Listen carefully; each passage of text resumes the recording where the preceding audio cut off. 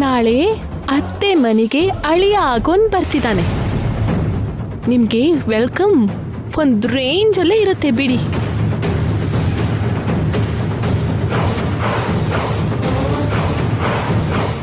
ಬೇಸಿಗೆ ಕಾಲದ ಕಪ್ಪೆ ಹಾಗೆ ಅವನ ಮುಖ ಹೇಗಾಯ್ತು ಅಂತ ನೋಡು. ಇದೆಲ್ಲ ನಿನ್ ಪ್ಲಾನೇ ತಾನೆ? ಎಸ್ ಅಕ್ಕ. 10 ದಿನ ಶ್ರೀಕರ್ ದೂರವಾಗಿದ್ರೆ ಅವನ್ ಇಲ್ಲಿ ವಿಲವಿಲ ಅಂತ ಒದ್ದಾಡ್ತಾಳೆ.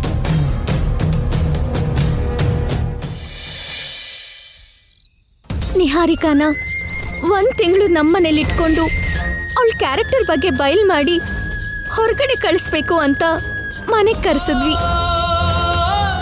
ಇವತ್ತು ನೀವ್ ಆ ಮನೆಗೆ ಹೋಗ್ಬೇಕಾಗಿರೋ ಪರಿಸ್ಥಿತಿ ಬರುತ್ತೆ ಅಂತ ನನ್ ಕನ್ಸಲ್ಲೂ ಅನ್ಕೊಂಡಿರ್ಲಿಲ್ಲ. ಈ ತರ ರಿವರ್ಸ್ ಆಗತ್ತೆ ಅಂತ ನಾನಂತೂ ಅನ್ಕೊಂಡಿರ್ಲಿಲ್ಲ.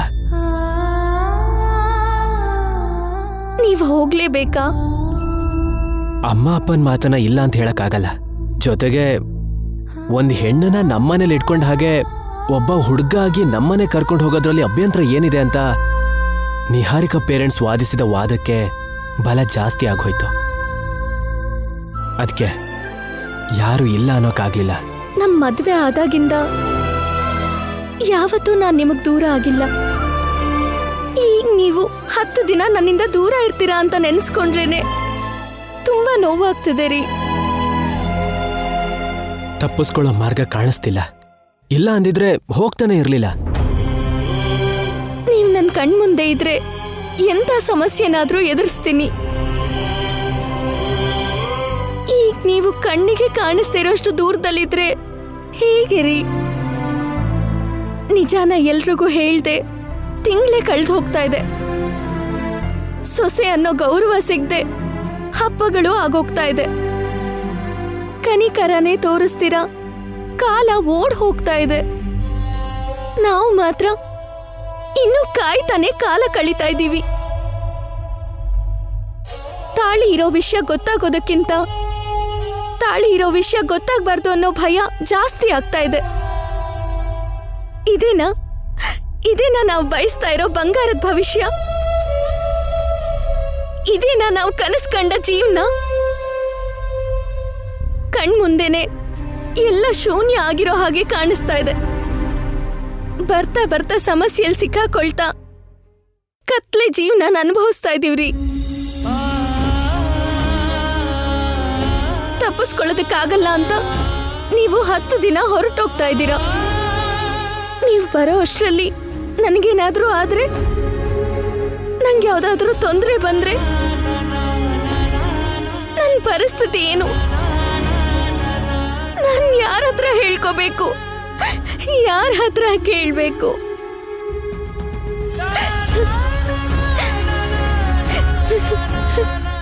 ದೇವ್ರೆ,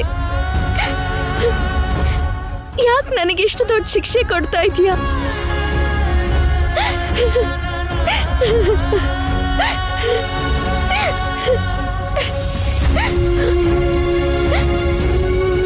ನಾನು ಎಲ್ಲೇ ಇದ್ರು ನನ್ನ ಮನ್ಸೆಲ್ಲ ಇಲ್ಲೇ ಇರತ್ತೆ. ನಾನು ಎಷ್ಟೇ ದೂರದಲ್ಲಿದ್ರು ನಿನಗೆ ಯಾವುದೇ ತೊಂದರೆ ಆಗದೆ ಇರೋ ಥರ ಕಣ್ಣಿನ ರೆಪ್ಪೆ ಹಾಗೆ ನೀನು ನೋಡ್ಕೋತೀನಿ.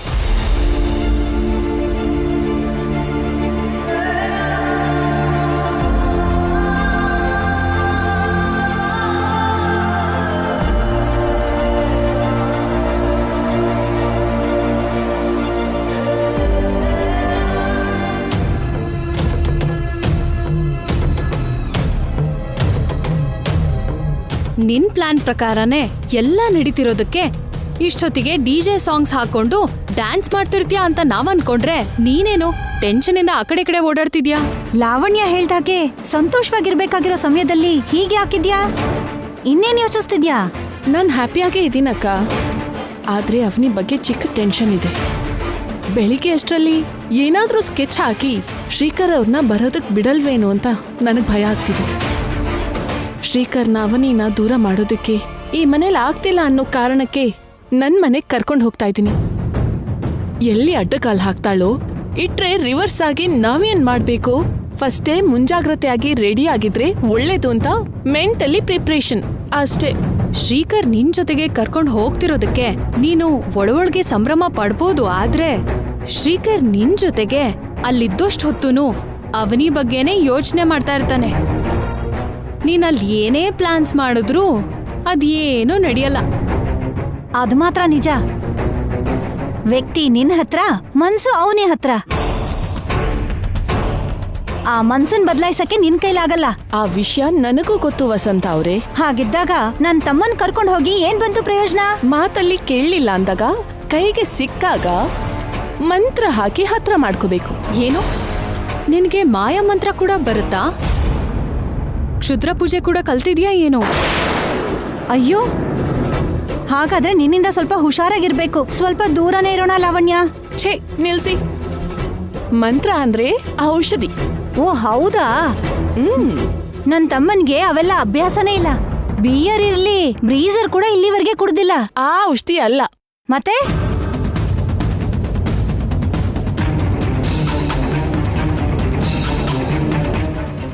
ಈ ಔಷಧಿ.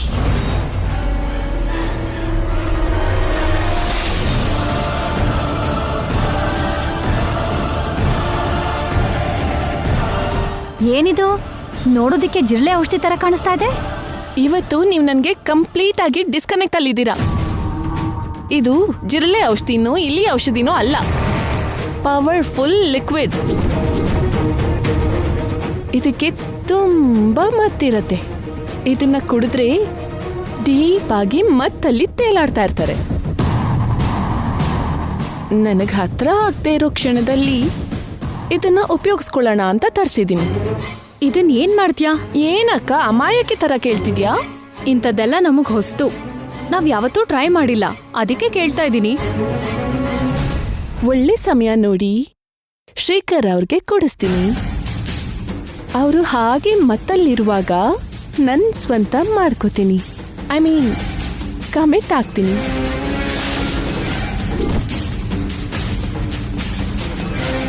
ಕೆಲವನ್ನ ಪಡ್ಕೋಬೇಕು ಅಂದ್ರೆ ಇಂಥದ್ದನ್ನ ಮಾಡೋದು ತಪ್ಪಲ್ಲ. ಏನ್ ಮಾಡೋದು? ಶ್ರೀಕರ್ನ ಮದ್ವೆ ಮಾಡ್ಕೊಳ್ಳೋದಕ್ಕೋಸ್ಕರ ಈ ದಾರಿ ಹುಡುಕೋದ್ ತಪ್ಪಲಿಲ್ಲ. ಕೇಳಿಸ್ಕೊಳಕ್ ಸ್ವಲ್ಪ ಕಷ್ಟ ಆಗ್ತಾ ಇದ್ರು ಪ್ಲಾನ್ ಅಂತೂ ಸೂಪರ್ ಆಗಿದೆ. ನೀನ್ ಅನ್ಕೊಂಡಿದ್ ನಡೀತು ಅಂದ್ರೆ ಶ್ರೀಕರ್ ನಿನ್ನ ಬಿಟ್ರೆ ಅವನಿಗ್ ದಕ್ಕಲ್ಲ.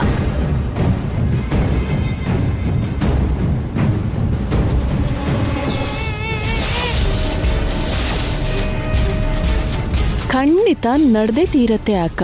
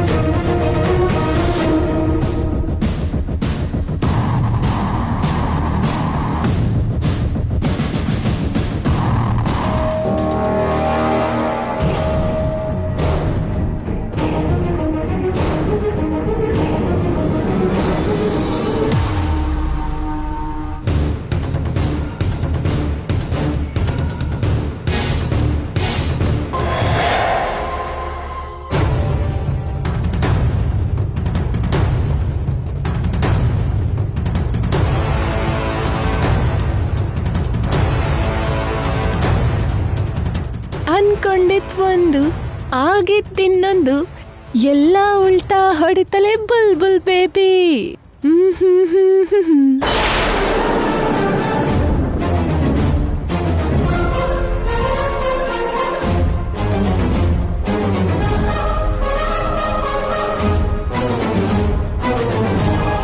ಶ್ರೀಕರ್ ಅವ್ರ ಹತ್ರ ಕಟ್ಟಿಸ್ಕೊಂಡಿರೋ ತಾಳಿ ನನ್ನ ಕುತ್ತಿಗೆನಲ್ಲಿ ಬರೀ ಅಲಂಕಾರವಾಗಿ ಉಳ್ಕೊಂತಾ ಇದೆ. ನನ್ನಲ್ಲಿ ದುಃಖನ ಉಳಿಸ್ತಾ ಇದೆ. ತಪ್ಪು ಆಲೋಚನೆಗಳನ್ನ ಇಟ್ಕೊಂಡ್ಬಂದಿರೋ ನಿಹಾರಿಕಾ ಮಾತ್ರ ಸಂತೋಷವಾಗಿದ್ದಾಳೆ. ನನ್ನ ಜೀವನ ಯಾಕೆ ಹೀಗಾಗೋಯ್ತು?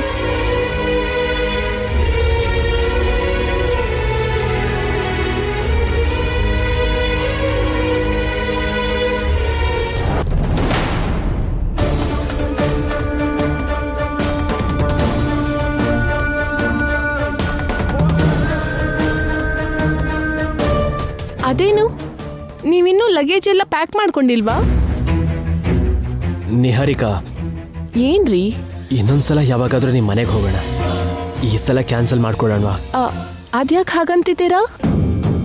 ನಾನು ಮೆಂಟಲಿ ಪ್ರಿಪೇರ್ ಆಗೋಕ್ಕಾಗ್ತಿಲ್ಲ. ಹಾಗೆಲ್ಲ ಆಗಲ್ಲ. ನೀವು ನನಗೆ ಡಿಸಪಾಯಿಂಟ್ ಮಾಡಬೇಡಿ. ನಿಮ್ಮ ಬಟ್ಟೆನ ನಾನೇ ಪ್ಯಾಕ್ ಮಾಡ್ತೀನಿ.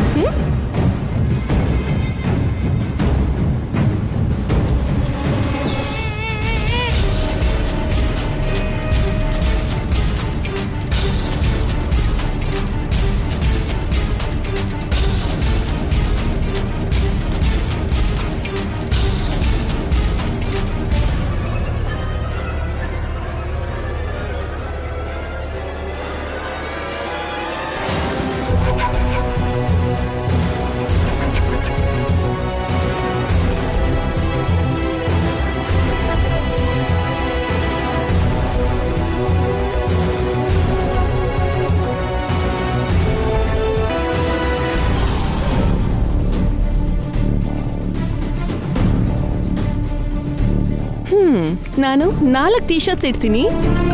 ಯಾಕಂದ್ರೆ ಟೀ ಶರ್ಟ್ ಅಲ್ಲಿ ನೀವು ತುಂಬಾ ಸ್ಮಾರ್ಟ್ ಆಗಿ ಕಾಣ್ತೀರಾ.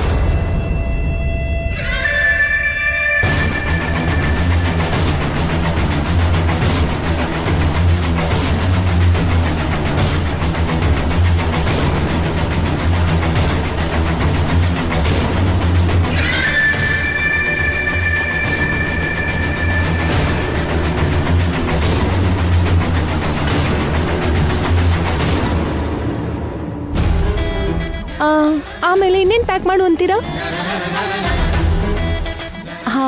ನೈಟ್ ಡ್ರೆಸ್ ಬೇಕಲ್ವಾ? ನೈಟ್ ಡ್ರೆಸ್ ಕೂಡ ಇಡ್ತೀನಿ.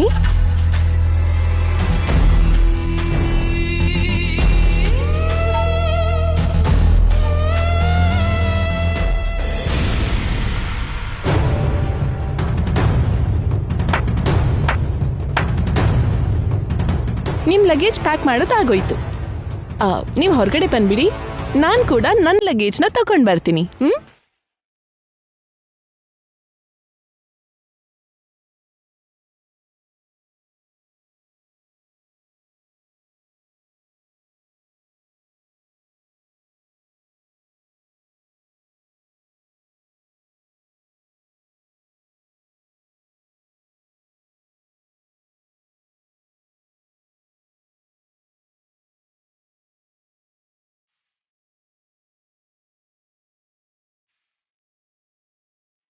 ಶ್ರೀಕರ್ ಅವ್ರದ್ದು ಒಳ್ಳೊಳ್ಳೆ ಬಟ್ಟೆನೆ ಪ್ಯಾಕ್ ಮಾಡಿದ್ದೀನಿ.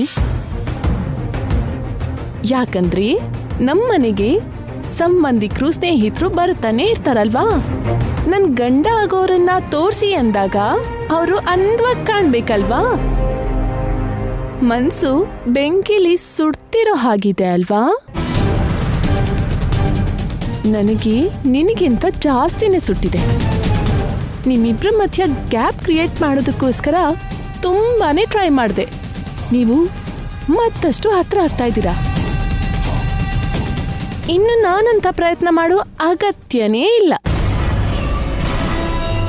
ಈ 10 ದಿನಗಳ ನಂತರ ಶ್ರೀಕರ್ ಅವರೇ ನನ್ ಸೆರ್ಗೆ ಹಿಡ್ಕೊಂಡು ಓಡಾಡೋ ಹಾಗೆ ಬದಲಾಗ್ತಾರೆ. ನೀನೇ ನೋಡು.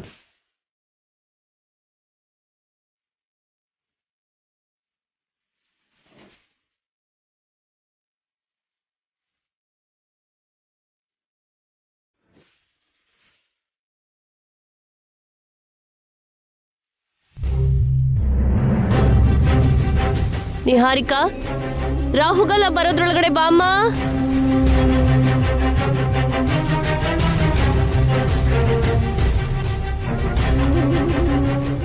ಇವತ್ತು ಇಂಡಿಯಾ ಪಾಕಿಸ್ತಾನ್ ಫೈನಲ್ ಮ್ಯಾಚ್ ತರ ಇದೆ. ಇಬ್ರು ಹೆಜ್ಜೆ ಹೊರಗಡೆ ಇಡೋ ಅಷ್ಟರಲ್ಲಿ ಏನ್ ನಡೆಯುತ್ತೋ ನೋಡ್ಬೇಕು. ಶ್ರೀಕರ್ ಅತ್ತೆ ಮನೆಗೆ ಹೋಗ್ತಿದ್ದಾನೆ. ಅಷ್ಟ್ರಲ್ಲಿ ನಡೆಯೋದೇನಿರುತ್ತೆ? ಕಣ್ಣಿಗೆ ಕಾಣಿಸ್ತಾ ಇರೋದು ತುಂಬಾ ಇರುತ್ತೆ ಬಿಡಿಯಪ್ಪ.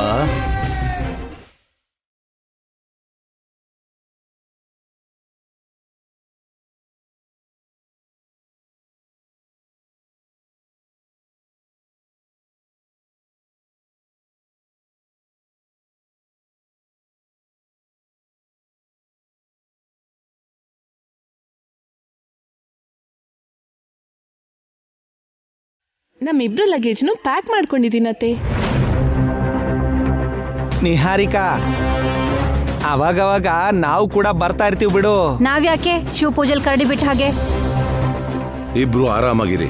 ನಾನ್ ಯಾವಾಗ್ಲೂ ಓಕೆನೆ ಮಾವ. ಶ್ರೀಕರ್ ಅವರೇ ಸ್ವಲ್ಪ ಮೂಡಿಯಾಗಿರ್ತಾರೆ. ಅಲ್ಲಿ ನಿಮ್ಗೆ ಬೇಕಾದಷ್ಟು ಪ್ರೈವಸಿ ಸಿಗುತ್ತಲ್ವಾ ನಿಹಾರಿಕಾ? ಮೋಡಿ ಆಗಿರಲ್ಲ ಬಿಡು. ನಿಮ್ಮಿಬ್ರು ಏಕಾಂತನ ಭಂಗ ಮಾಡೋರ್ ಕೂಡ ಅಲ್ಲಿರಲ್ಲ. ಮುಹೂರ್ತ ಬಂತು, ಹೊರಡಿ. ಶ್ರೀ, ನಿಹಾರಿಕಾ ಜೊತೆ ಆರಾಮಾಗಿರು, ಸರಿನಾ? ನನ್ನ ಮನ್ಸಿನ ಪ್ರಕಾರ ನಾನು ವರ್ತನೆ ಇರುತ್ತೆ ಅಮ್ಮ. ಆರ್ಟಿಫಿಷಿಯಲ್ ಆಗಿರೋಕ್ಕಾಗಲ್ಲ ಅಲ್ವಾ? ಮನ್ಸನ್ ಗೆಲ್ಲೋದು ಅಷ್ಟು ಸುಲಭ ಅಲ್ಲ ಆಂಟಿ. ಯಾವತ್ತೋ ಬರ್ತಿರೋ ಬಂಧಗಳಿಗೆ ಹಾಗಾಗತ್ತೆ. ಅಂದ್ರೆ ನನ್ನ ಉದ್ದೇಶ ಶ್ರೀಕರ್ ಮತ್ತೆ ನಿಹಾರಿಕಾ ಅವ್ರ ಬಗ್ಗೆ ಹೇಳ್ತಿದ್ದೀನಿ ಅಂತಲ್ಲ, ಜನರಲ್ ಆಗಿ ಹೇಳ್ದೆ ಅಷ್ಟೇ. ಯಾವತ್ತೋ ಬರ್ದಿದ್ದಕ್ಕೆ ಅಲ್ವಾ ಇಬ್ಬರಿಗೂ ನಿಶ್ಚಿತಾರ್ಥ ಆಗಿದ್ದು. ಮತ್ತೆ ಅವನಿ ಸ್ವಲ್ಪನೂ ಮೆಚುರಿಟಿ ಇಲ್ದೇನೆ ಮಾತಾಡ್ತಾಳೆ. ನಾನು ಪ್ರತಿಯೊಂದನ್ನು ಪಾಸಿಟಿವ್ ಆಗಿ ತಗೋತೀನಿ ಪೃಥ್ವಿರಾಜ್ ಅವರೇ. ಅವನಿ ಮಾತನ್ನ ಆಶೀರ್ವಾದ ಅನ್ಕೋತೀನಿ ಬಿಡಿ. ಯಾವ್ದೇನೇ ಆದ್ರೂ ದೇವಸ್ಥಾನದಂತ ಈ ಮನೇನ ಬಿಟ್ಟು ಹೋಗ್ಬೇಕು ಅಂದ್ರೆ ಬೇಜಾರಾಗ್ತಿದೆ. ಆದ್ರೆ ತಪ್ಪಲ್ಲ ಅಲ್ವಾ? ಯಾಕಂದ್ರೆ ಅಲ್ಲಿ ಪೂಜೆ ಇದೆ ಅಲ್ವಾ? ಪೂಜೆ ಅಂದ್ರೆ ನಿನಗ್ ತುಂಬಾ ಇಷ್ಟ ಅಲ್ವಾ? ತಪ್ಪಲ್ಲ ಬಿಡು ನಿಹಾರಿಕಾ. ಮುಹೂರ್ತ ದಾಟೋಗುತ್ತೆ, ಹೊರಡಿ ನೀವು. ನಾನು ಅನ್ಕೊಂಡಿದ್ದೆಲ್ಲ ನಡೀಲಿ ಅಂತ ನನ್ಗೆ ಆಶೀರ್ವಾದ ಮಾಡಿ.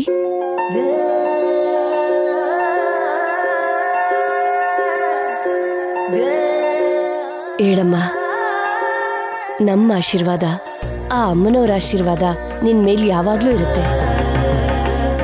ನಿನ್ ಬಗ್ಗೆ ಗೊತ್ತಿಲ್ಲದೆ ನಿಂಗೆ ಆಶೀರ್ವಾದ ಮಾಡ್ತಿದ್ದಾರೆ. ಅಮ್ಮನವ್ರ ಆಶೀರ್ವಾದ ಇರತ್ತೆ ಅಂತ ಹೇಳ್ತಿದ್ದಾರೆ. ಗೊತ್ತಾದ ದಿನ ನಿನಗೆ ಸರಿಯಾಗಿರತ್ತೆ ಬಿಡು. ಇನ್ ಹೊರಡಣ್ವಾ? ಕಾರ್ವರೆಗೂ ಬರ್ತೀವಿ, ನಡೀರಿ.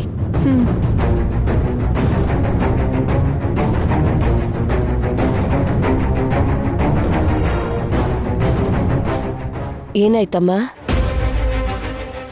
ಅವನಿಗೇನಾದ್ರೂ ಹೇಳೋದನ್ನ ಮರ್ತೋದ್ಯಾ? ಅತ್ತೆ, ನಂದೊಂದು ಚಿಕ್ಕ ಕೋರಿಕೆ. ಹೇಳಮ್ಮ. ನಾನು ಕೇಳ್ತಿದ್ದ ಹಾಗೆ ಶ್ರೀಕರ್ ಅವ್ರನ್ನ ನನ್ನ ಜೊತೆ ನಮ್ಮನೆಗೆ ಮೊದಲನೇ ಸಲ ಕಳಿಸ್ತಿದ್ದೀರಾ. ಅಲ್ಲಿ ಎಲ್ಲ ಒಳ್ಳೇದೇ ಆಗಬೇಕು ಅಂದರೆ ಅವನಿ ನಮಗೆ ಎದುರಿಗೆ ಬಂದರೆ ಚೆನ್ನಾಗಿರುತ್ತೆ.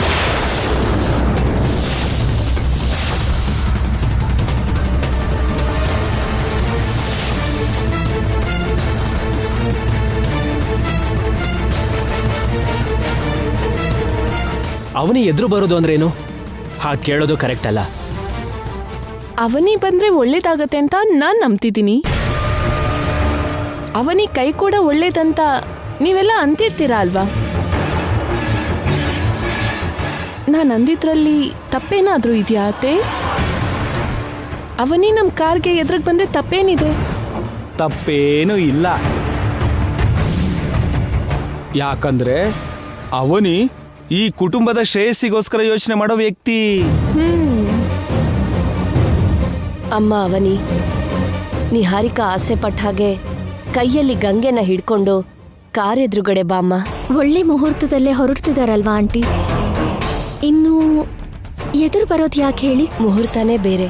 ನಿನ್ನಷ್ಟು ಒಳ್ಳೆ ಮನ್ಸಿರೋ ಹುಡುಗಿ ಎದುರು ಬರೋದೇ ಬೇರೆ. ಎರಡು ಬಲಗಳು ಮದ್ವೆ ಆಗೋ ಜೋಡಿಗೆ ಇನ್ನಷ್ಟು ಒಳ್ಳೇದ್ ಮಾಡುತ್ತಮ್ಮ. ಹೌದಮ್ಮ, ನಮ್ಮ ಮನೆಗೆ ಸಂಬಂಧಪಟ್ಟ ಎಲ್ಲಾ ವಿಷಯಗಳಲ್ಲೂ ನೀನು ಒಳ್ಳೇದನ್ನೇ ಯೋಚನೆ ಮಾಡ್ತೀಯ. ಈಗಲೂ ಆಗಲ್ಲ ಅನ್ಬೇಡಮ್ಮ. ಇಷ್ಟ ಇಲ್ಲದೆ ಇರುವಾಗ ಇನ್ನೂ ಬಲವಂತ ಮಾಡಬೇಡಿ ಅಪ್ಪ. ಇದ್ರಲ್ಲಿ ಬಲವಂತ ಎಲ್ಲಿದೆಯೋ? ಅವನಿ ನಮ್ಮ ಮನೆಗೋಸ್ಕರ ಎಷ್ಟೆಲ್ಲ ಮಾಡಿದಾಳೆ. ನೀನ್ ಬೇಗ ಹೋಗ್ಬಾ ಅಮ್ಮ.